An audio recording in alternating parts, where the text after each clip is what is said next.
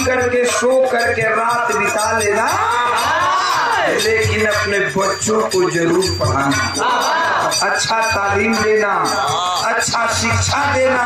अगर आपका बच्चा पढ़ा लिखा रहेगा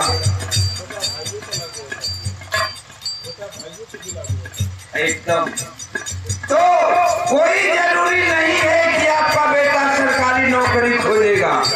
अगर उसे अच्छा तालीम दिए हैं, आप अच्छा शिक्षा दिए हैं, तो कहीं भी दुनिया के कोना में रहेगा आपका बेटा या आपका बेटी अपने जिंदगी का गुजर बसर अच्छा से कर सकता है।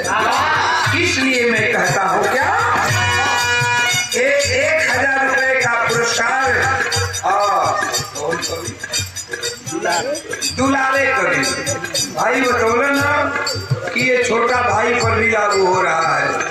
बहुत अच्छी बात है, इतना समझना बहुत काफी है। तो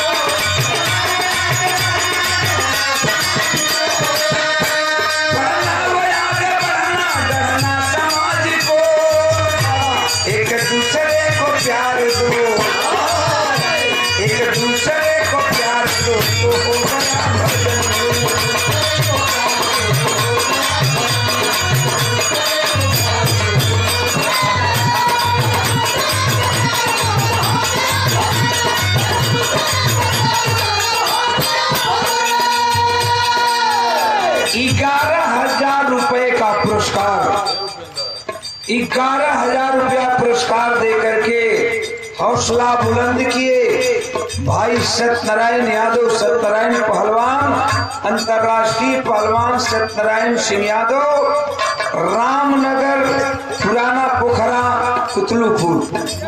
बहुत बहुत शास्त्री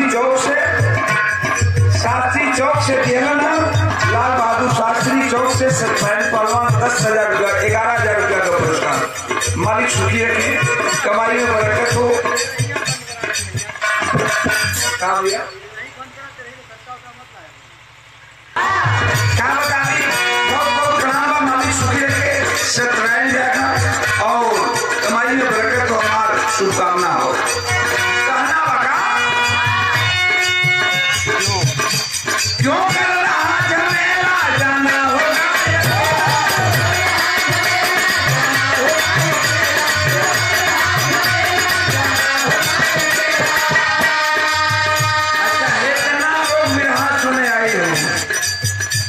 तनी विचार कर लिया हम लोग की हमहू जानत तानी कि हमारा मरे कहो, आपको लोगन जानत हो कि हमारा मरे कहो, रजनीगंधा भी जानत है कि हमारा मरे कहो, सब जानत हो कि हमें मरना हो।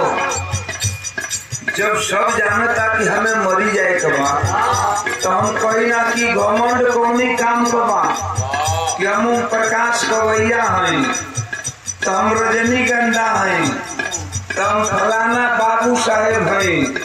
कौनो जियोखबा मुहबा जरूर, फर्क इतने बा कि केहू 10 दिन पहले मरी तो केहू 10 दिन बाद में मरी। चाहे के दोनों थूक लगा के गिन लो, क्या थूक लगा के गिन लो? तो मरना हो, यही से हम कही ना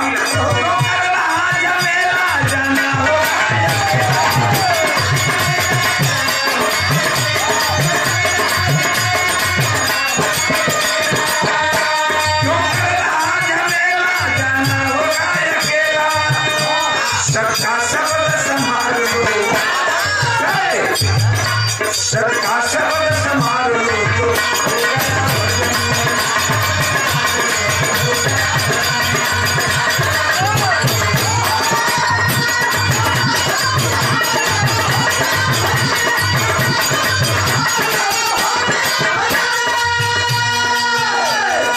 आदमी मर जाला तो लोग कहला कि राम नाम सत्य है। सोचा मर गए के बाद ज्ञान खुलेला आदमी को, तब बोलेला कि राम नाम सत्य है। लेकिन हम कहला कि वो ज्ञान पहले ही खुल जाए। जियते लड़का अगर घर में भैले सन घरी जाके कह दो कि राम नाम सत्य है, कहे के तो चाहिए वही घरी। लेकिन जरा घर में लड़का हो गए जाके तनी घर में ओकरा कह कि राम नाम सत्य है, ये कहू लौर भूया ना गिरी, कुल शरीरे पगिरी। लेकिन सच्चाई यही है कि मर जाने के बाद आदमी को ज्ञान होता है कि राम नाम सत्य है, मतलब मरने के बाद भी राम का नाम सत्य है। तो यही हम कहते हैं क्या, क्यों कर रहा झमेला, जाना होगा अकेला, सबका शब्द संभाल लो, सबका शब्द संभाल लो तो हो गया।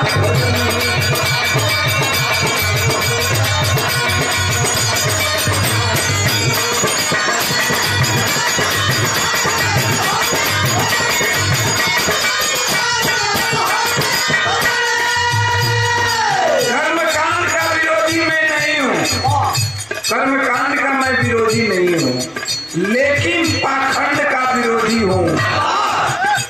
पाखंड का विरोधी हूँ इसलिए पाखंड का विरोधी हूँ कि पाखंड मुझे पसंद नहीं।